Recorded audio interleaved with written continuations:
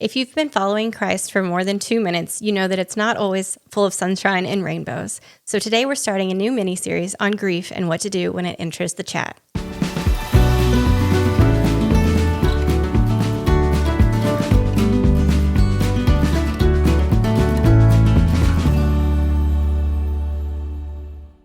Hey everybody, welcome back to the Shieldmaidens podcast. This is the place where we hope you'll come to be raised up to be a warrior for Christ while also learning how to fight back against the enemy. And the whole time we really just want to point you to Jesus. I'm Lindsay. And I'm Riley. We are your hosts. Thank you for being here today and listening in. We're so grateful.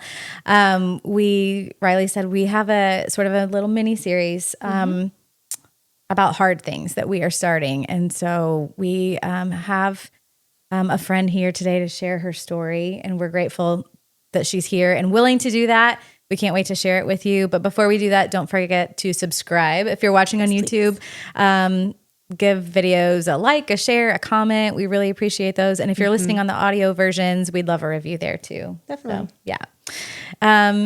Anyway, we will get to our lovely, beautiful guest that we have today. Right. We have Nikki Chapman here with us. Hi, yeah. Well, Nikki, if you want, you can just introduce yourself quickly before we start, and then we'll dig into your story. Yeah. So I'm Nikki Chapman, and I am kind of an healthcare IT consultant by day. I actually work for St. Jude, and then I also, by night, I am an author. So I write.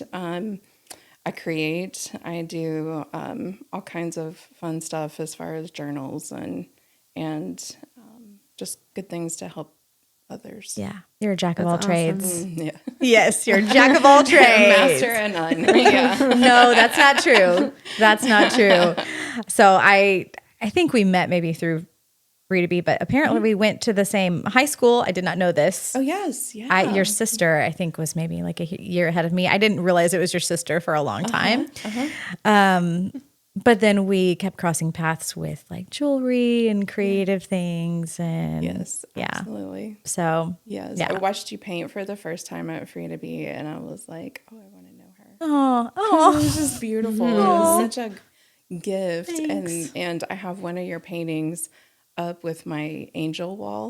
So my angel wall is a bunch of paintings from kids that were battle buddies of my son. And so it's just really kind of neat to see. They're all angels. Aww. And some of those artists are with us and some of them aren't. So yeah, so yours is right there beside it. Thank you. I'm honored. I didn't know that. Thank you. Yeah. Like, that makes me want to cry. I'm not going to cry immediately. I'm going to wait to get into the tears. I'm going to try. That's awesome. Thanks for that. That's sweet. Anyway, we'll get into your story. It's enough about like all of that stuff. I heard your story at a Free to Be conference. I don't think I've heard it. I don't think you were at that one. I think it was like the year before I started coming. I think it was the year before it moved to I've only the ever Old been National upstairs. Events. Was it the year before that when you shared? Yes. And I just, obviously it's so moving, just your faith and how you've held on in the strength that you've had through with what you've been through, you and your family have been through. So we'll just let you start wherever you want. Sure. I will say it's a surrender every day. So every day it's a surrender. And, when I was introducing myself, I really didn't do a very good job of it because I didn't really mention that I have two boys, Eli, who is now 18 and getting ready to go off to college, and we're getting ready to be empty nesters, which is insane. He's the one that made me a mom, and he's just an incredible kid. And he's moving to Mississippi. Oh, which is like so sad. It's not next door. Yeah. And so we're kind of, my husband and I are, like kind of getting to that time of change, heading into the empty nest. Part of life, and so. And then Lonnie, my husband, he has been my husband for 19 years. Should get that right. Oh my gosh. We've been married for 19 years now. And he's a teacher at Evansville Christian School. he's a middle school boys teacher, and We've like, heard he's bless him. amazing. We just heard that. I didn't know he was a like, teacher, but I just cannot say enough amazing things to watch him live out God's gift that he has been given, because it gives him so much life. And so we both have our own strengths, right? Yeah. And his teaching kids, middle school boys of all things, like that is his gift. that's a And tough it's thing. right? Like, Yeah, I feel like there's not that many that would be willing to do that. And so, but he loves it. And so, yeah, he has been teaching there for a long time. And so, yeah, just awesome things. And so so that's kind of my intro. And so I'm going to start the story, I guess, or kind of give you a brief overview of like where we've come from. So, as I mentioned, I have 2 boys. I mentioned Eli, and I didn't mention Cooper yet. And so Cooper, actually, he's my second born. He would be 17 this year. And so in 2018, we were at a basketball game for ECS. He was in 3rd grade, and he was on the team. And we went early, and we were goofing off with him. And my husband was just goofing off with him and had his arms up in the air, and he kind of noticed that one of Cooper's arms was thicker than the other. And Cooper was skin and bones. So, I mean, like, you could feel a difference. And so, and cancer is not something that enters a mom's mind, even at the beginning of it. Like, you rationalize everything, and usually it's rub some dirt on it and move about, move on. Yeah. And so, especially with boys.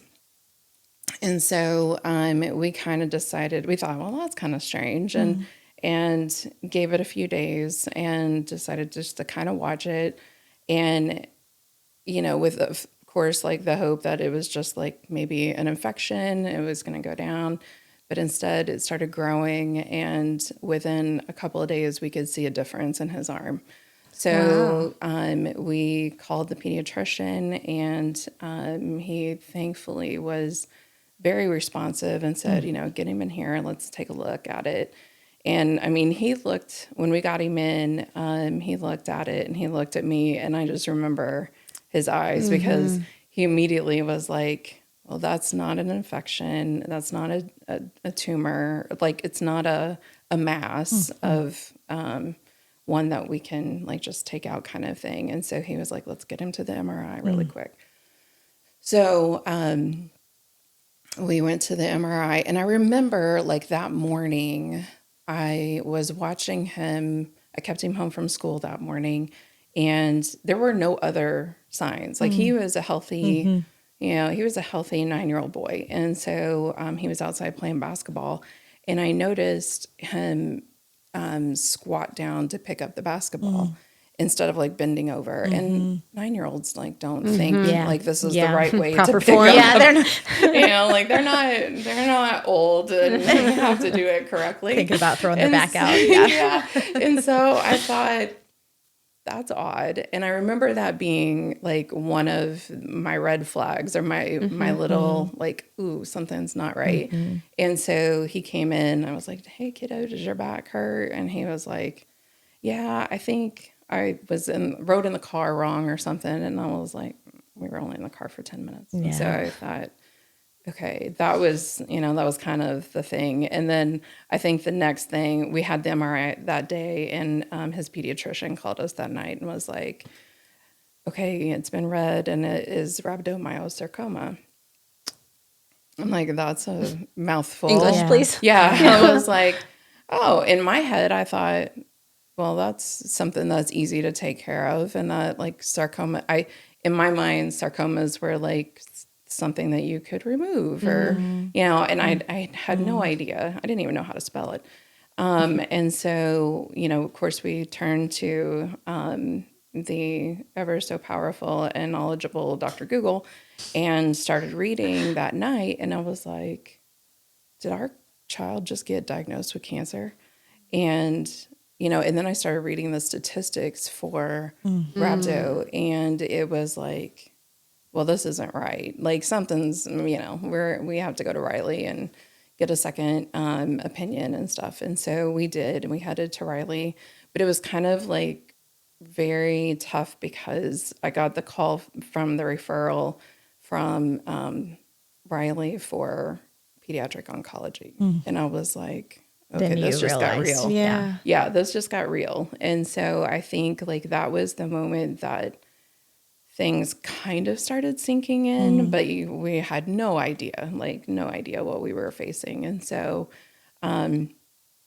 we very much went to get, a PET scan and a biopsy. And the surgeon actually left the surgery and came out and said, it is everywhere. And it is cancer, and it is everywhere. And so it had spread to his spine. It was on his hip bones.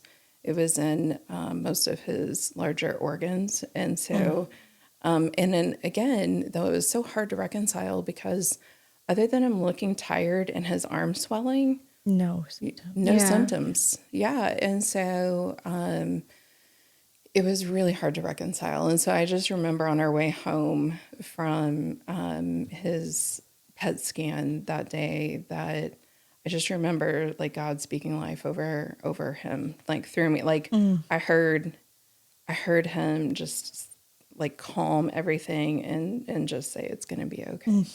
So I depended on that, like that was the first sign that I knew that God was going to be in this story in such a big way. And so we were not given much hope at our first stop. And so it was like 10% chance of a year.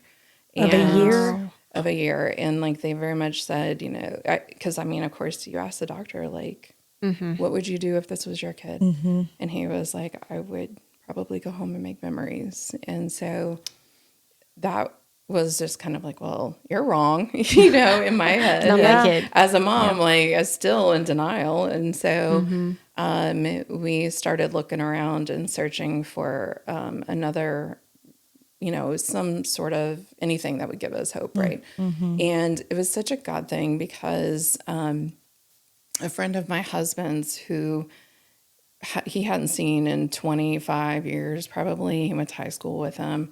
He had heard through Cooper's teacher that Cooper had been diagnosed with cancer.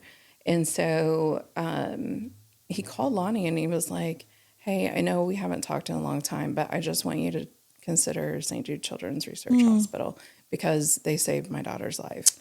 And so, and their daughter, Jenilyn, she actually became really good friends with Cooper. And she's very much outspoken for St. Jude and like kind of, I think she struggles with like, Cooper's story too. But anyway, so I reached out to St. Jude and like within 30 minutes, they were contacting me. Wow. 30 minutes. Their solid tumor. That's impressive. Their solid tumor coordinator called and said, hey, his name is Joe. And I remember it so vividly. And he said, Cooper qualifies as long as he doesn't start treatment anywhere else. He hasn't started chemo. He qualifies for a research study here. Can you guys be here on Monday? And this was Friday. Wow. And so, and he was like, you're going to be here a while. Like, so you're moving to Memphis. So we had a lot to get figured out very quickly.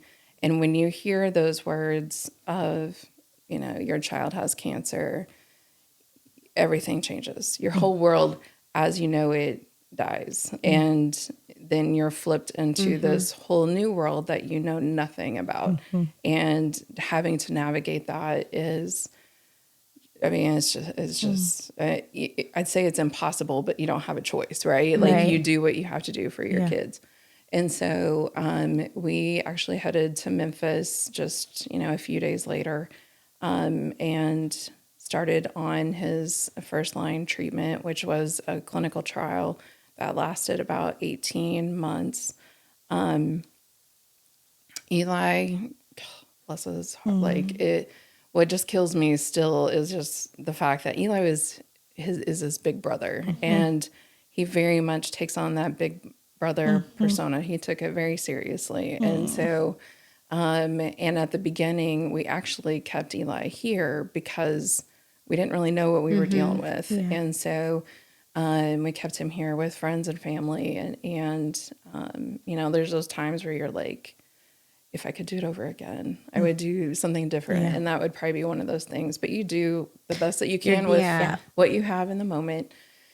And so, so we headed to Memphis, and I would say, I mean, we immediately started chemo, radiation, and I mean, this first 6 weeks was probably the hardest of all of his treatment because, you know, watching your 9-year-old like go through what cancer brings to the table is, and what the treatment brings to the table is pretty horrific. And so, you know, we had like almost this daily PTSD, like just watching, whether it was NG tube or, you know, being sick or whatever the case may be. He lost a lot of weight, so we had to intervene with an NG tube so that we could give him nutrition and we could get his medicine because he'd never taken medicine before. And then all of a sudden he was on all these antibiotics and he was having to, you know, take all of these medicines that were nasty. And so we ended up, you know, getting an NG tube, which was a lifesaver. And it was tough. But once we kind of started getting our footing and our schedule kind of down, and we got the hang of our appointments and our life at St. Jude in Memphis and started coming back and forth, you know, so that Eli could be with Cooper and Cooper could be with Eli, then we, you know, started to adapt because you don't really have a choice in the matter. And so we adapted, and Lonnie actually kind of resigned, took time off from teaching in order to be with Cooper primarily.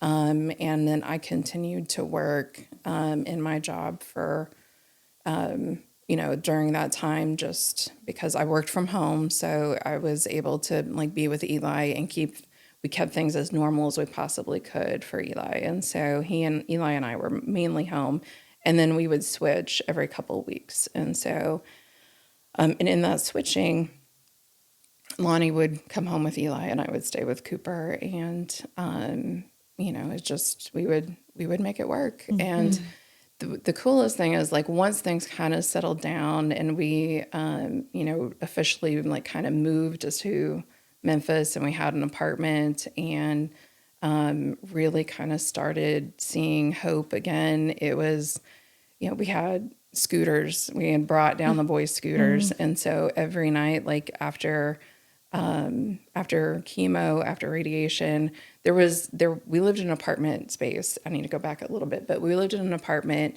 and we were surrounded by St. Jude families. Like everyone that was their kids were going through treatment as well. And so it very much gave us a community that was amazing. And they just happened to all be primarily, for the most part, it was all boys and about Cooper's age. No. And so it was so cool because we would get these scooters out and head to this giant atrium. They had smooth concrete, and pretty sure it was against the rules, but whatever.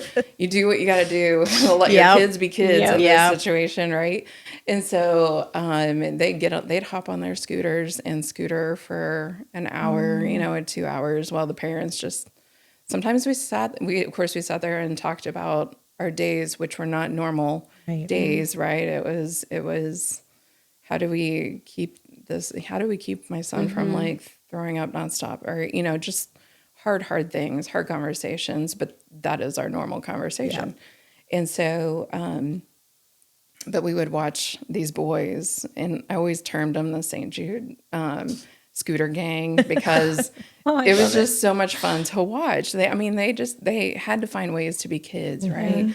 And so, and I mean, God just wrapped these kids up in as they were going through all of this and gave them this friendship that connected them on levels that we'll never understand. And so it was just so neat to watch. And they became our family. They became our St. Jude family. And so we're still very close with them. And, you know, we've lost several of them, and several of them are thriving. And so it's just amazing. And so anyway, back to kind of like Cooper's journey.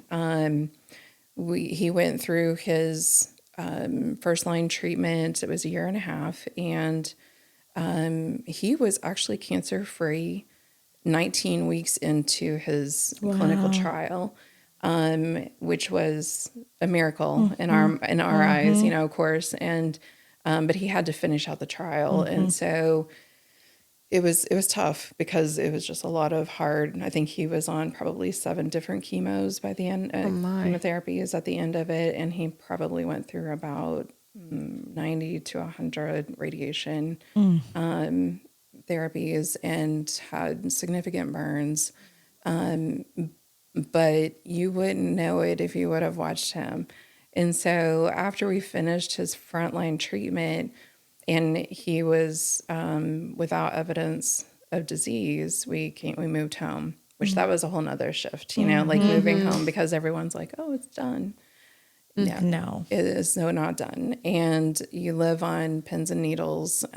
Both Cooper, our whole family, like lived on pins and needles, and every bump, every bruise, every time he was tired, it was just like, is it back? Is it back? Because rhabdo has a reputation to be very receptive to chemo the first time and then come back with a vengeance. So 6 months into it, well, I gotta mention, like, he went back to school for a little bit, and it was so awesome because he was such a shy child, very introvert.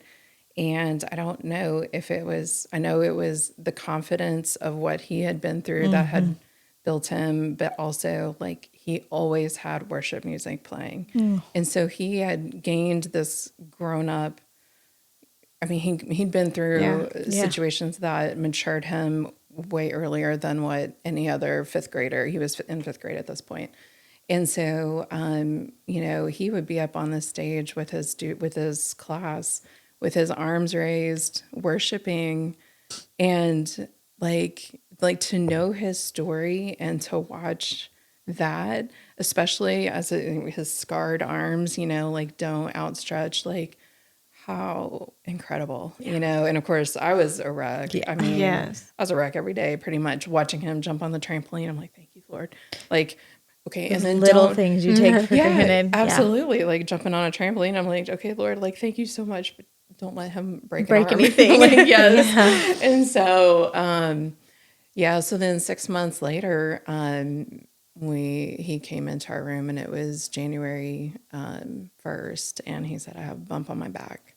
And so, and sure enough, and I mean, I knew, like, was this 2020, 21? This was in 2020. Yeah. Yes. January 1st, 2020. So, good timing.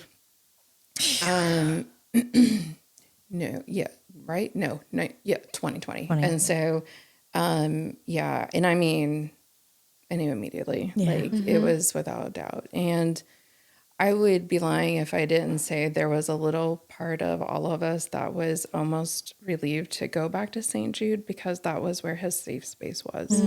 That's where he always felt ultimately safe. And so even our house wasn't, because we were so far from the hospital, he was kind of not always settled. And so, so a few days later, we had scans, we confirmed, and we moved back to Memphis.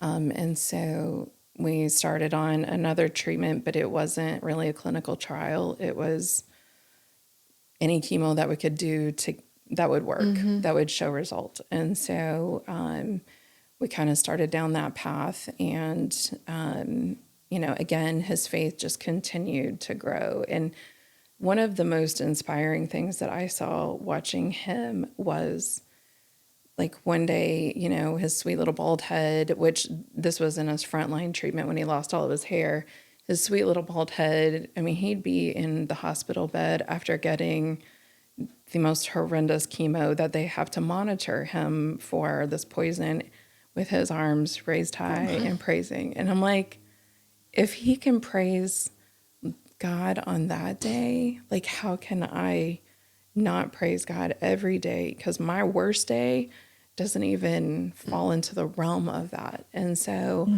and we very much shared our faith like through his journey on Facebook. And that was such a healing outlet for me. But I think his journey spoke to so many people because, again, like it was so inspiring. And so, and I also heard him at one point, I don't remember who asked him, but they were like, do you ever ask why me? And he was like, no. I asked, why not me? He was like, if God can use my story and St. Jude can use my story to heal another kid going through this, like, why would it not be me? And so, Whoa. Yeah. okay.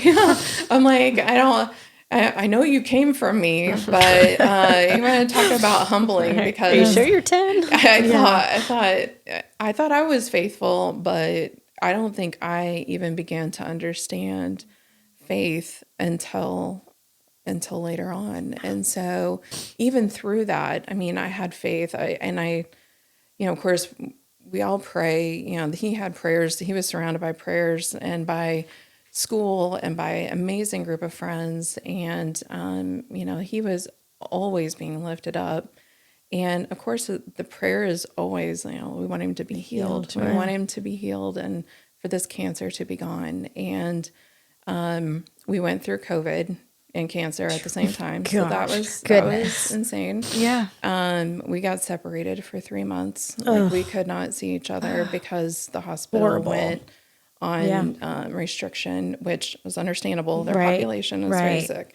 And so we had to adapt again, through that. And they were back into an apartment, and they being my husband and Cooper.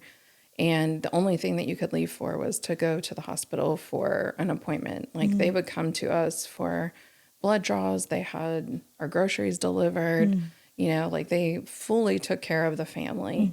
And I could not say enough great things about St. Jude. I know like this podcast isn't necessarily about them, but that's a whole nother conversation. And so, they very much took care of us, but it was tough because, Eli and I were at home and these two brothers were separated and I was separated from Cooper and Lonnie was separated from Eli. And it was so challenging.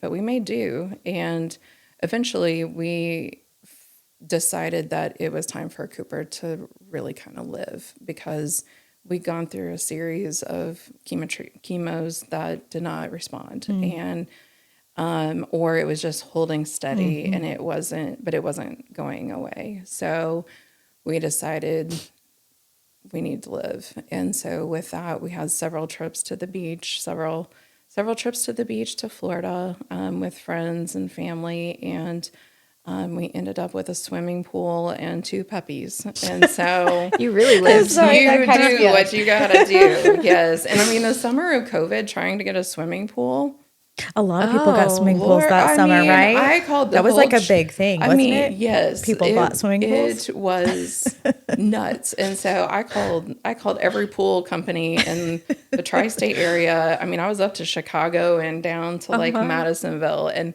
finally I found one in Madisonville, and I was like, I don't even care if it doesn't have all the parts. I'm like, just want a pool for Cooper. Yeah. And so we were able to we finally got that, and then we got 2 puppies. Bo, she's a pit beagle mix, and oh my gosh, God love her. She's super. What's the word I want to say? She's a queen. And she's thick, but she's a queen. She's thick and she's stubborn and she's so much fun. And then we got Memphis, who actually was a gift from one of our neighbors. And he came from a breeder and he's a border doodle and he is the sweetest. He is Cooper's dog. It's weird, like how much like Cooper he is. And so, But we made the most of that summer as much as we could. And then as we headed into, I want to say like November-ish, Cooper started having really bad headaches. And I was at home, and I just remember being on the phone and with the doctor while Cooper was in clinic. And I said, hey, Dr. Pavo, like he's having some headaches. So, we may need to look at something there. And he immediately sent him to a CAT scan. And 45 minutes, I was back on the phone with him, and he was like, it has spread to his brain. So at that point, we knew that things were they were definitely not going the direction that we needed them to go. And so with that, we only had a few weeks left with him. And so we, did what we could, what living we could, but really he was at St. Jude for the most part. And we had to go through a couple of brain surgeries just to try to remove whatever could. But I mean, the doctor at that point, once it passes the blood-brain barrier, it's just, you can't really come back from that. And so we still had COVID stuff in place. And so we were actually at a neighboring hospital where they did the brain surgeries, and he had had a seizure that morning. And, it was kind of like, we can't do anything else at this point.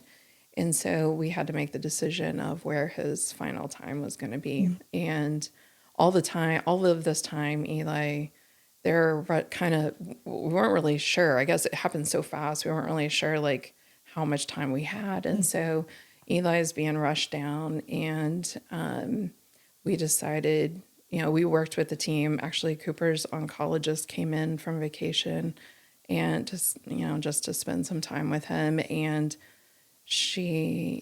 I said, we're faced with this choice of, we're at this hospital that is not his home, but we can get family members in here. They're allowing family members, whereas, at St. Jude we couldn't yet. And I said, but that's his home, and we want to try to get him there. And so she got on the phone, she made a bunch of calls, and she came back and said, all right, we've got people, you can invite your family in, and we'll get him moved. And so even down to like the ambulance drivers who like just gave us so much mercy and like, getting him moved over. So it was just such a moment of beauty and hard all at the same time, in that, we got him back over to St. Jude and got him to his home, and his nurses from the infusion room came up and spent time with him, prayed over him. His palliative care doctor, who was amazing, came in and prayed over all of us. We were able to get all of our friends and family in there with him. And so it was beautiful. But I just remember the moment where my prayer really shifted from, okay, Lord, like heal him here on this earth, to take him because he's in the pain. It was just terrible. So, and as a mom, when you're praying for God to take your child, like it's so hard to reconcile. And so later on down the line, I would start to realize that God was healing him. He ultimately did heal him. And, and it was April 1st, 2021. And, Cooper like danced his way out of that hospital and into the arms of Jesus. And his legacy lives on in so many different ways. And so we continue to talk about his story and talk about our healing process and our healing journey, whether it's with middle school boys, my husband does that, or with the school body raising funds for St. Jude, or it's, like opportunities like this where we get to share our faith. And so, so I mean, that's kind of our big story that leads into my like testimony, because I don't think that I knew faith until after I lost Cooper. And that's when the real stuff kicked in. Like, it was like, wow. And now I see things through such a different lens. And it's been both a growing experience and a learning experience, but one that's been full of God's grace, like through every day. And like I said, every day I have to surrender. I have to get up and be like, all right, Lord, this is for you. Like this, I'm yours. You have me, because I can't do this on my own. And so, so that's our story. That's it. As horrible and painful as it still is, I'm sure. Like, what better place to be, though, than to be surrendered to Him? Right. Absolutely. Right. Like, we think we control things, and we don't, no matter what. Right. This will teach and you I was that. going to say, I'm sure. We learned that the hard way. Yes. Yeah. In a situation like this, where your life is literally flipped upside down, the things that don't matter fall away. Yeah. Right. And the things that are really important are what come to the front. Absolutely. And thank God that you had Jesus. I don't know how anyone could get through something like that without some sort of faith. I don't either. I honestly don't. It breaks my heart. It shatters my heart to think of a parent walking through this without faith. And maybe their faith, maybe they're angry with God. Which is understandable. I don't think that there's a parent that's lost a child that hasn't been angry with God. Right. He's bigger than our anger. Yeah. And just the fact that you're angry with God shows you that you still believe in Him, and I often hear people mention, like, how could God allow this? And I'm like, but God allowed His own son to die. Exactly what I was thinking. God lost a child. He understands our grief. Yeah. Like no one else. I mean, He is so intimately that He can handle our anger, because He understands that anger. He's felt the same things that you're feeling. Absolutely. Ugh. Yeah. And so I've very much started. Well, it was kind of interesting because during that time, like I said, we shared our story on Facebook quite a bit, and then a year or so after, a couple years after, I just kept feeling this nudge of I need to write. And my initial plan was to do a devotional for kids using Cooper and then his three stuffed animals, Moosey, Fish Sticks, and Oreo. And that is still, I do too. That's still on my list, but writing a story from his perspective without him being here to tell me is it's tough. Yeah. And so, because that was his journey, it wasn't necessarily mine. And so wanting it to be perfect and perfect for other kids that are going through traumatic experiences like that, it's very much on my list. But I started writing for moms, and because that's where I could speak to. And so 6 a.m. I was like, Lord would wake me up at 5 and be like, all right, it's time. So I just felt that obedience was what I had to do. And so a year and a half later, I'm getting ready to turn it into the editor. And it's exciting. It's called Redeeming the Wreckage. And so it's gone through a couple of name changes, but it's really intended to meet a parent or a mom wherever she is in the grieving process after losing a child. And so on the days when you're super angry with God, on the days that you're just lost in the thick of it, on the days where you might have a little bit of hope, or you're triggered, there's devotions for every one of those phases. And so, or every one of those days. And so, it's been so healing, and God has like opened my eyes to more of Cooper's story through his lens, which that in itself has been, just healing for me, because I know where Cooper is. And, we often, as parents, like, of course we want them back here with us, but there's times where I'm like, I know he is in a place that he's working for Christ, and he's doing amazing things. And so I don't want to, I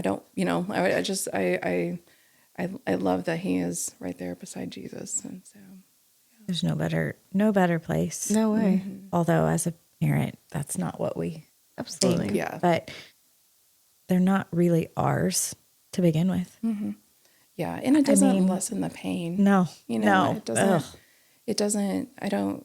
I don't say that to demean anyone's No. pain Yeah. that has experienced this, because the pain is so real, and it's a sharp edge. And then every morning it's a punch to the gut, and it's like this realization of he's not here anymore. Like, we won't see his children. We won't see him get married. And like those things very much live in our life. And so, but yeah, I've learned, like, the lessons learned through this experience have been life-giving, and have, I think, been able to give me a peace that truly surpasses all understanding, because it's not my courage, it's not my strength. Like, I have to get that through him, through God, because otherwise I'd be a puddle on the floor every day. Yeah. And some days, I mean, it's still a possibility, but yeah. Understandably so. But I love that you are obviously with the nudging of the Lord, but using this for a good purpose. Absolutely. Like he wastes nothing. Our friend Misty says that all the time. He wastes nothing. Like, that's something, I love Misty. That's something that sticks in my head. She always says, and it's the truth. Every single hardship, every piece of suffering, loss, grief, he uses all of it, and will use it to help other people and draw them closer to him. Absolutely.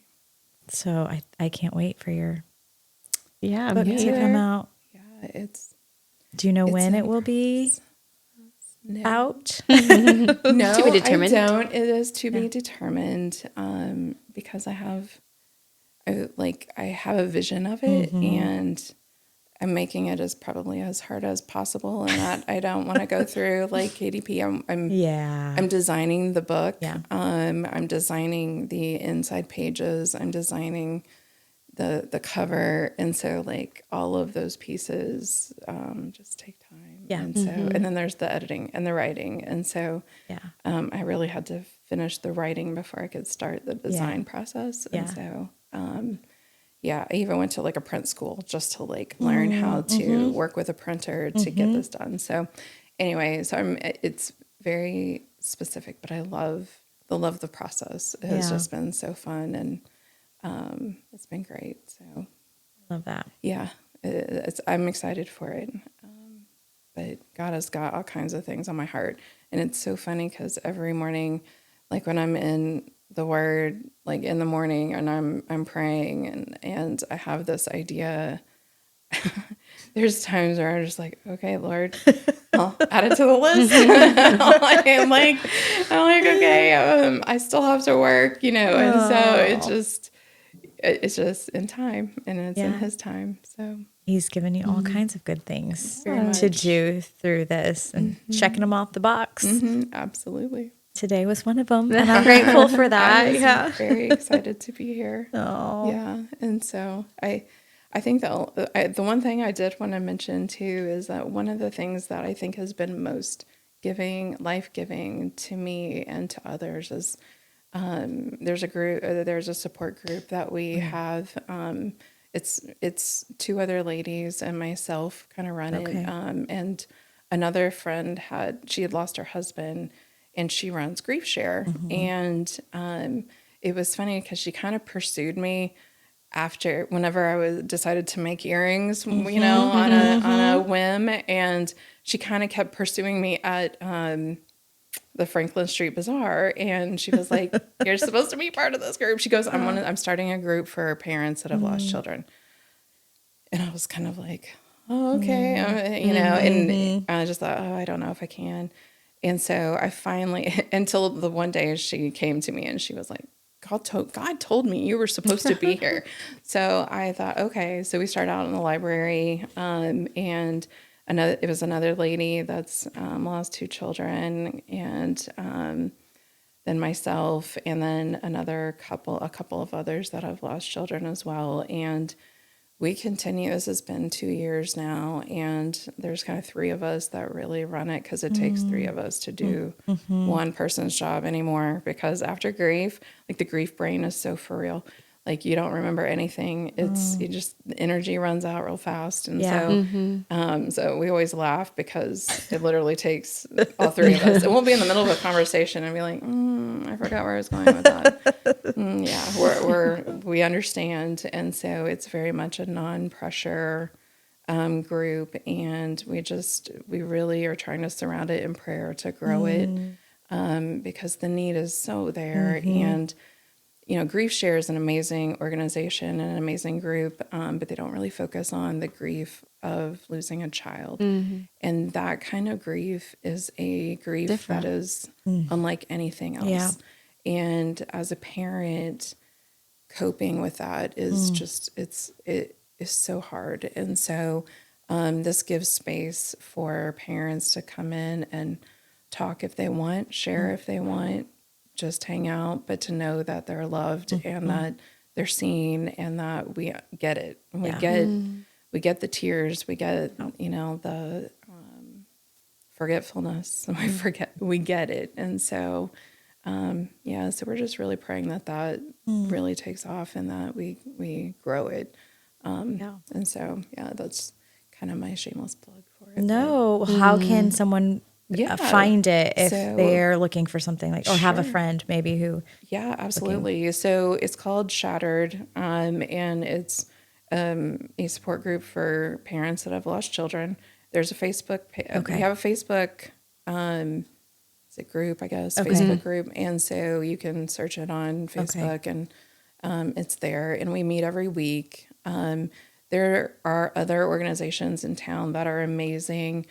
We felt like we needed to meet every week, because there was just accountability there. Yeah. And so, and we needed more than like once a month and stuff. So we just started meeting weekly, and we continue to do so. So we meet at Northwoods, and we're on Facebook, and anyone is welcome that has lost a child. And it's been a life-giving group for all of us. And so it's just been awesome. That's beautiful. Yeah, thank you. I mean, community. When you go through this, community is so important. Yeah. For parents that have, especially that are fresh into it, they really need to have that community. Yeah. Because support from people that understand is so critical. And so, I can't fathom. No, I can't either. Yeah. What we would need. Yeah. You're super surrendered to it now, and I see that all over you, but I'm assuming that it wasn't always that way. And when you were speaking about your story, after that first 18 months in St. Jude, you said you found it because you noticed one of his arms were bigger. And then after that, man, I put myself in your shoes. I'm like, I would think everything was a problem. I'd be checking them up and down all night long. And so in that moment, I can see myself being definitely not surrendered, definitely not willing to go through another day. So for the women or parents or who are in that situation, who are on the brink of, do I surrender? Can I trust God? Can I trust God with my child? Is there any practical advice? How did you get to that point? How did you keep pushing? That's a great question. And really, I think at the time, I very much turned to his word. But I will say that the fear ran deep. Yeah, I definitely. mean, it's just it's like human. it would take over. It's human life. That's mom. That's a mom thing. And so fear very much took over. And honestly, I really got a lot of my strength through watching Cooper in it and Eli. I mean, they both walked through that with such grace, as much as any 12 and 15-year-old can. And so, in watching my child who is going through this, raise his hands in worship and always have worship music going on, just, like that was so inspiring. But honestly, I think in the day to day, it was small prayers. It was a lot of showers, a lot of hot showers with a lot of tears and a lot of like, Lord, I can't do this. Like, I can't do this. You have to. And, I've always heard him kind of be like breath prayers or, like when you wake up first thing in the morning, it was just kind of like, okay, God, like, help me. And that might have been all I could say. And so, and then it was just help me get through this day and then help me get through this week. And then, help me get through this week of, this week, the week after him passing. Help me get through the next 5 minutes. And so, and 5 minutes had passed and I'm still standing. And so, I'm broken and I'm hurt and I'm shattered because I don't understand in that moment. And, but at the same time, just kind of kept that, okay, Lord, I know you're there. Like that mustard seed, that was all I really needed. And it stayed with me. And then I think like after Cooper passed, just the shift of my perspective really opened things up quite a bit. But it was a choice and it was a daily effort. And so, and you so want to give up every day. Like you want to just throw in the towel and be like, I don't know. I just want to live this life and get through it and join Cooper tomorrow. But I think like surrendering every morning or every day to him multiple times a day. And those like just those little prayers that kind of kept me connected to him. And then that began to grow. I think like that really is what led me to start seeing that fire come back in my heart, unlike it had ever before. And Cooper's story can't die with him.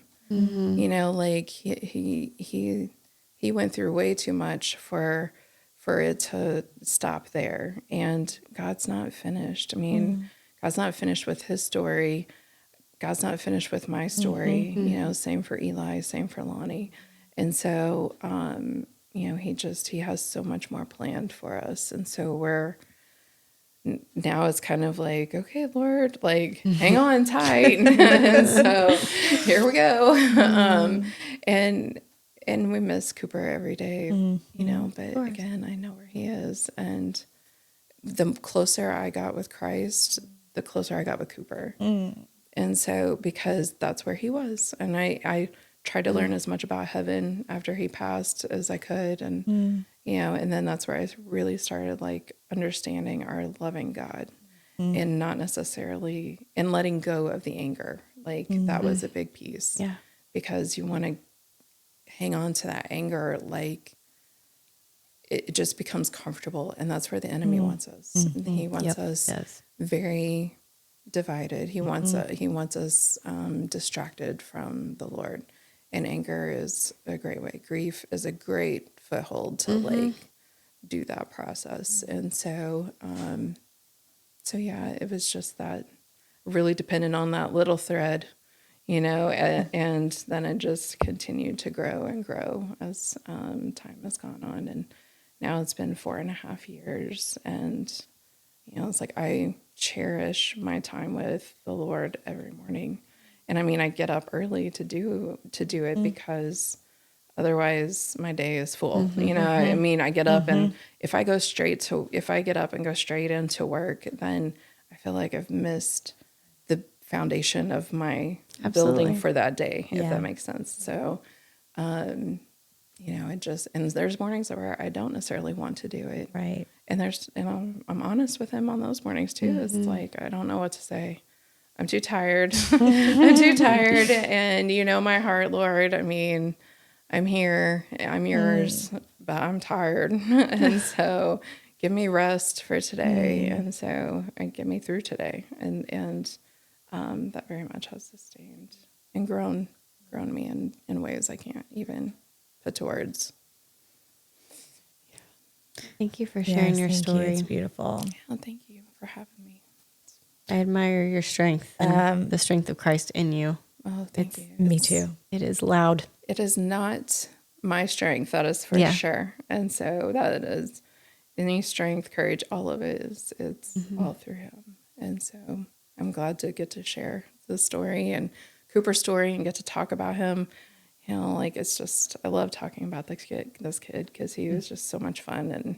And I mean, his quick wit would sometimes leave me like, we're gonna be in so much trouble. and then seeing Eli blossom, not even going through the hardest teenage years with normal circumstance, without watching his brother die, and then add that on top of it and how he managed to walk through that. And now he shares his story with others, like through Teen Power and other things. And he's become a leader in his groups. And it's just, it's awesome to watch. And so, he's got so much life to live.